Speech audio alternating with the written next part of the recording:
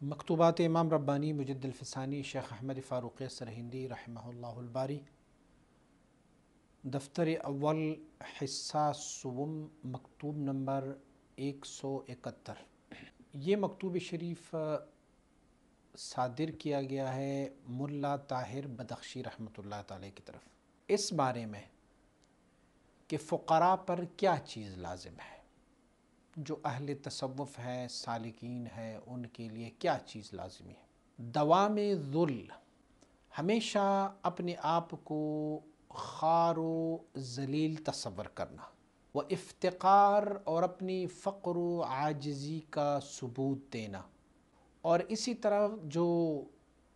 بندگی کی وظائف ہے، یعنی جو عبادت کی وظیفے ان کو دی گئی ہے اسے ادا کرنا، اور حدود شرعیہ، شریعت مطہرہ کی حدود کی محافظت کرنا، اور سنت نبوی صلی اللہ علیہ وآلہ وسلم کی اتباع اور متابعت کرنا، اور اس چیز کا مشاہدہ کرنا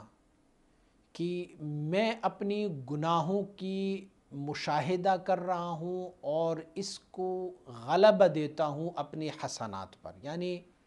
سالک کو یہ چاہیے کہ وہ اپنی حسنات سے اپنی سیئات کو زیادہ گنے، وہ کہے میں تو گناہ گار ہوں، گناہوں کا بوجھ میرے سر پر ہے۔ اور علام الغیوب اللہ رب العزت جو غیب کا علم بھی رکھتا ہے، اللہ رب العزت ان کی انتقام سے خوف آپ کے دل میں ہونا چاہیے۔ یہ سالک کے لیے یہ چیزیں لازمی ہیں۔ مجد رحمۃ اللہ تعالی اس مکتوب شریف میں انہی چیزوں کی طرف اشارہ فرماتے ہیں۔ آنچ برما فقیران لازمس، جو ہم فقیروں پر لازم ہے وہ کیا ہے؟ دوام ذلس، اپنے آپ کو سب سے کم تر، اپنے آپ کو ذل، عاجزی، انکساری، اور اپنے آپ کو فقیر سمجھنا، انکساری کرنا، تضرع کرنا، التجا اللہ رب العزت کے بارگاہ میں کرنا، اور جو اللہ رب العزت کی عبادت کی وظیفے ہمیں دی گئی ہیں اس وظائف کو محافظت رکھنا، اور حدود شرعیہ اور متابعت سنت سنیہ مصطفیہ علی نبینا علیہ الصلاۃ والسلام کو برجا لانا، یہ ہے سالک کا کام۔ اور کیا کام ہے؟ وہ تصحیح نیات در تحصیل خیرات، اپنی نیتوں کو بالکل صحیح رکھنا۔ جب آپ کوئی نیک عمل کرتے ہیں تو اس میں آپ کی نیت بالکل خالص ہونی چاہیے، اور آپ کا باطن وہ نجات پایا گیا ہوگا، یعنی نجات پا چکا ہوگا غیر سے، اور اسی طرح آپ کا ظاہر جو ہے وہ رب کی بارگاہ میں تسلیم ہوگا، آپ کا باطن غیر سے بالکل پاک ہوگا، اور اپنی ظاہر کو اللہ رب العزت کی اوامر کے لیے، اپنی جسم کو اللہ رب العزت اور ان کے حبیب صلی اللہ علیہ وسلم کی اوامر کے لیے تسلیم کر لینا۔ ورؤیت عیوب، اپنی عیبوں کو دیکھ لینا، دوسروں کی عیب دیکھنے کے بجائے اپنی عیوب کا مشاہدہ کر لینا،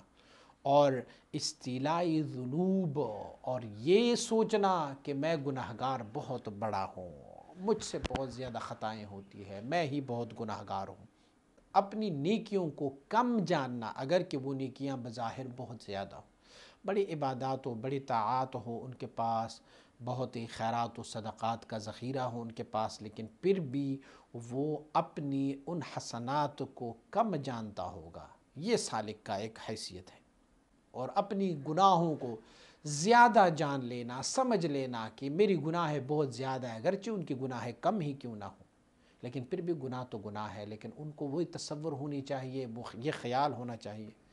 کہ میری گناہیں بہت زیادہ ہے اور میرے حسنات جو ہے نا وہ کم ہے۔ مجدد رحمۃ اللہ تعالی اپنی ایک حیثیت بیان فرما رہے ہیں، اپنے شان کے مطابق آپ ارشاد فرما رہے ہیں۔ ذوقاً، آپ فرماتے ہیں فقیر کا گمان یہ ہے کہ عرصہ ہو گیا ہے کہ حسنات کے فرشتے جو کرام الکاتبین ہیں دائیں طرف وہ معطل و بیکار بیٹھے ہوئے ہیں، اور سیئات کی لکھنے والے فرشتے جو لیفٹ سائڈ پر بائیں طرف کرام الکاتبین ہے وہ لکھنے میں صفحات در صفحات کو وہ سیاہ کر رہے ہیں۔ یعنی سالک کی گمان یہ ہونا چاہیے، اس بات سے اس کو ڈرنا چاہیے کہ میں مشہور ہو گیا ہوں، شہرت سے ان کو ڈرنا چاہیے، اور مخلوق نے مجھے قبول کر لیا ہے، سالک کی حیثیت یہ ہے کہ یہ اس سے ڈرنا چاہیے ان کو، اوہ اتنے سارے لوگوں نے مجھے قبول کر لیا ہے، تو ان کو ڈرنا چاہیے۔ اگر ان کو شہرت مل جائے تو مجدد رحمۃ اللہ تعالی کی کیا شان ہے، آپ مبارک فرماتے ہیں کہ خلوت میں شہرت ہے اور شہرت میں آفت ہے۔ اللہ اکبر، خلوت میں کیسے شہرت ہو سکتا ہے؟ خلوت تو یہ ہے کہ آپ اپنا دروازہ بند کر لیں، کسی سے ملے جلے نہ، تو مجدد رحمۃ اللہ تعالی فرماتے ہیں خلوت میں بھی شہرت ہے اور شہرت میں آفت ہے۔ معنی یہ ہے کہ آپ خلوت میں بیٹھ جائیں گے نا تو لوگوں نے بھی یہ بات مشہور ہو جائے گا، فلاں جو ہے وہ بہت تاریک الدنیا ہو گیا ہے، بس ابھی کھونے قدرے میں بیٹھا ہوا ہے اور کسی سے ملتا جلتا نہیں ہے، تو یہ بھی ایک شہرت کا ذریعہ ہوگا۔ فرماتے ہیں پھر اسی میں بھی آفت ہے، شہرت میں آفت ہے، شہرت میں پھر آفت ہوگا۔ اور آپ اس بات سے مغرور نہ ہو کہ لوگ آپ کے پاس بہت زیادہ آئے ہیں، آپ لوگوں نے آپ کو قبول کر لیا ہے کہ آپ بڑے نیک ہو، صالح ہو۔ فرماتے ہیں سالک کو اس بات سے ڈرنا چاہیے۔ حدیث طیبہ میں ہے، حضور نبی اکرم صلی اللہ علیہ وآلہ وسلم بارک ارشاد گرامی ہے، بحسب امرئ من الشر ان یشار الیہ بالاصابع فی دین او دنیا الا من عصمہ اللہ۔ فرماتے ہیں ایک بندے کے لیے اتنی ہی شر کافی ہے، اتنا شر ان کے لیے کافی ہے کہ لوگ انگلیوں سے ان کی طرف اشارہ کرے دنیا کی وجہ سے یا آخرت کی وجہ سے ان کو اشارہ کر لے، مگر اب وہ لوگ جو اس کو رب نے چاہا کہ رب نے اس کو اپنی عصمت میں رکھا، رب نے اسے محفوظ رکھا، تو یہ الگ بات ہے، وگرنہ تو اللہ اکبر۔ اس روایت کو بہقی نے شعب الایمان میں سیدنا انس بن مالک رضی اللہ تعالیٰ عنہ سے روایت فرمایا ہے۔ اب آپ دیکھیں دین میں بھی اور دنیا میں بھی اگر کسی کی طرف، اچھا دنیا تو چلو مان لیا وہ شر ہے، لیکن دین کے بارے میں اگر کسی کی طرف انگلی اٹھائی گئی کہ یہ دیکھو یہ فلاں جا رہا ہے، دیندار ہے، بہت متقی پرہیزگار ہے، تو مجدد رحمۃ اللہ تعالی فرماتے اسی میں بھی ان کے لیے آفت چھپی ہوئی ہے، مگر اگر اللہ کسی کو محفوظ رکھے بس، کیونکہ اس میں تکبر، انا، بڑائی، اپنا انانیت جو ہے وہ بہت زیادہ بڑھ جاتی ہے۔ اپنی افعال کو، اپنی عبادات کو، اپنی افعال کو، اپنی زکوٰۃ، حج، عمرہ، نمازیں، روزہ، سب کچھ اس کو متہم جانے، وہ کہ پتہ نہیں یہ اللہ کے بارگاہ میں قابل قبول ہو یا نہ ہو، اور اپنی نیتوں کو بھی متہم کر لے، کہ پتہ نہیں میں نے تو نیت بڑی صحیح رکھی ہے لیکن پتہ نہیں میری نیت بھی اللہ کے بارگاہ میں قبول ہے کہ نہیں، اگرچہ وہ اتنے صاف ہو ان کے اعمال اور نیات جس طرح کی صبح کی فلق ہوتی ہے، یعنی سورج طلوع ہوتا ہے، سورج جیسے وہ صاف ہو، پھر بھی سالک کی حیثیت یہ ہے کہ وہ اپنی نیتوں کو، اپنی افعال کو کم تر سمجھے اور وہ اعتبار نہ دے اپنے احوال کو، اپنے مواجید کو، جو باطن میں ان کی کیفیات ہوتی ہے یا ان کو جو مکاشفات ہوتے ہیں، ان کو رویائے صالحہ نظر آتے ہیں، اس پر وہ کوئی اعتبار نہ کرے، اگرچہ وہ صحیح بھی ہو اور شریعت کے مطابق بھی ہو، وہ کہے بس یہ خواب تو مجھے دکھایا گیا ہے، مکاشفات تو میں نے دیکھے ہیں، لیکن اس کے باوجود بھی ان پہ وہ اعتبار نہ کرے۔ اللہ اکبر۔ اور ان کو یہ چاہیے سالک کو کہ یہ دین کی تائید کا کوئی کام کیا اس نے، یا تقویت ملت اسلامیہ کے لیے اس نے کوئی کام کیا ہے، یا شریعت کی ترویج ان کی وجہ سے ہوئی ہے، یا لوگوں کو دعوت دی ہے، اس پر بھی وہ اعتبار نہ کرے کہ میری وجہ سے یہ ہوا ہے۔ بہت سارے صوفیاء کرام بھی ہے، بہت سارے ایسے خلفاء کرام بھی ہے جو یہ کہتے ہیں کہ یہ بندہ میرے پاس آیا تو ان کو یہ ملا، میرے مریدوں نے یہ کیا، میری وجہ سے ان کو یہ ہو گیا، میری وجہ سے یہ ہو گیا۔ مجدد رحمۃ اللہ تعالی فرماتے ہیں سالک کی یہ شان نہیں کہ وہ یہ کہیں کہ میری وجہ سے یہ کام ہوا ہے، اس بندے نے داڑھی نہیں رکھی تھی، میرے پاس آیا تو میری وجہ سے اس کو ہدایت ملی اور اس نے داڑھی رکھی، تو اس میں آپ کی کوئی بڑائی نہیں ہے۔ کبھی کبھار اس طرح کی دین کی تائید جو ہے وہ کافر اور فاجر سے بھی مل سکتی ہے، حجاج ابن یوسف کتنا ظالم بادشاہ گزرا ہے، کتنا ظالم و جابر تھا، لیکن اس کے باوجود بھی انہوں نے قرآن عظیم الشان میں یہ اعرابات لگا کر دین کی اتنی بڑی خدمت کی ہے۔ آپ دیکھیں ہمارے جو لاؤڈ سپیکرز ہے جس میں سے ہم اذان دیتے ہیں، جس میں ہم تقریریں کرتے ہیں، دین کے لیے استعمال کرتے ہیں، یہ ایجادات انگریزوں کی ہے، لیکن دین کی ترویج و اشاعت کا کام ہوا ہے۔ نیٹ آج کل دیکھ لیں آپ، فیس بک دیکھ لیں، یہ کام جو ہے نا یہ بنایا ہوا ہے انگریزوں نے، نان مسلمز نے بنایا ہوا ہے، لیکن ہم اس سے کیا فائدہ دین کے لے رہے ہیں؟ تو کبھی یہ بھی ہو سکتا ہے کہ آپ کے وہم و گمان میں یہ ہوگا کہ اس بندے کو میری وجہ سے شہرت ملی ہے، میری وجہ سے اس کو دین پر عمل نصیب ہوا ہے، میری وجہ سے اس نے میری لیکچر کو سنا ہے، میں نے اس کو توجہ کی ہے، میں نے اس کو اس راہ پہ لگا دیا ہے۔ تو مجدد رحمۃ اللہ تعالی فرماتے ہیں کبھی کبھار اس قسم دین کی تائید و ترویج جو ہے وہ کافر سے بھی ہو سکتا ہے اور فاجر سے، گناہگار سے بھی ہو سکتا ہے۔ حضور سید عالم صلی اللہ علیہ وآلہ وسلم بارک ارشاد گرامی ہے کہ ان اللہ لیؤید ھذا الدین بالرجل الفاجر، اللہ رب العزت اس دین کی تائید کسی فاجر سے بھی لے سکتا ہے، فاسق و فاجر بھی ہوگا، لیکن اللہ رب العزت اس سے اس دین کا فائدہ جدید رحمۃ اللہ تعالی آگے اپنے خلفاء کو بھی نصیحت فرما رہے ہیں اور ہمیں بھی نصیحت فرما رہے ہیں، جن کو طریقت آگے اجازت دینے کی کوشش کر رہے ہیں اور طریقت کو آگے پلا رہے ہیں، یعنی خلفاء کرام کو فرماتے ہیں اگر کسی خلیفہ کے پاس، کسی اہل طریقت کے پاس کوئی مرید آئے تو اور وہ یہ طلب کر لے کہ مجھے ذکر دے، مجھے مشغولی دے، مجھے ذکر سمجھائیں، بیعت کر لے، تو پیر صاحب کو چاہیے کہ ان کو اس طریقے سے دیکھے جیسے ببر شیر ان کے پاس آیا۔ ببر شیر سے بندہ ڈرتا ہے نا، تو مرید سے بھی ایسے ڈرنا چاہیے، کیونکہ جب اس نے اپنے ہاتھ آپ کے ہاتھ میں دے دیے تو پھر قیامت والے دن کلکم راع وکلکم مسئول عن رعیتہ، ہر ایک تم میں سے چرواہا ہے اور ہر چرواہے سے ان کی رعیت، ان کی بھیڑ بکریوں کے بارے میں پوچھا جائے گا۔ تو قیامت والے دن پھر اس کی اعمال تم سے پوچھے جائیں گے، باپ سے بیٹے اور اولاد کی، شوہر سے بیوی کی اعمال، اور اسی طرح استاد سے شاگردوں اور پیر و مرشد سے اپنی مریدوں کے اعمال کے بارے میں پوچھا جائے گا، کیونکہ انہوں نے اپنے آپ کو تمہارے سامنے تسلیم کیا ہوا ہے۔ تو اسی لیے ان سے ڈرو، ایسے ڈرو جیسے ببر شیر تمہارے پاس آیا ہے۔ ہو سکتا ہے کہ مریدوں کی کثرت کی وجہ سے مرید زیادہ میرے پاس آئے، اس وجہ سے ایسے نہ ہو کہ میری ہی خرابی کے سبب یہ مرید نہ بن جائے اور میرے لیے یہ استدراج نہ ہو کوئی،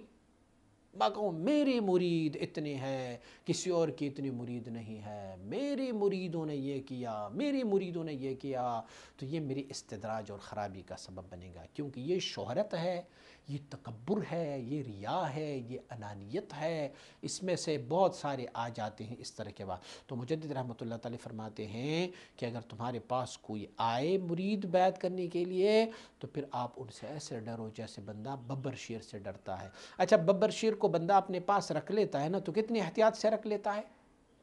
حفاظت ہوتا ہے نا، کہ مبادا وہ کسی پر حملہ آور نہ ہو، مبادا وہ اپنی مالک پر ہی حملہ آور نہ ہو۔ اللہ اکبر، اس سے بڑھ کر ایک بہت ہی بڑی بات مجدد رحمۃ اللہ تعالی نے فرمائے، اگر فرضاً ان کو کسی مرید کے آنے پر خوشی ہوئی کہ یہ بندہ آیا، بہت بڑا بندہ ہے، مجھ سے مرید ہوا ہے، اور ان کو خوشی ہوئی کہ یار میری مریدین زیادہ ہو گئی ہیں، میرے پاس آیا ہے، مرید ہو گیا ہے، تو فرماتے ہیں اگر انہوں نے مرید کے آنے سے اپنی باطن میں کوئی خوشی اور سرور محسوس کی تو فرماتے ہیں اس کو اتنا برا جانے جیسے بندہ کفر اور شرک کو برا جانتے ہیں۔ اللہ اکبر، اور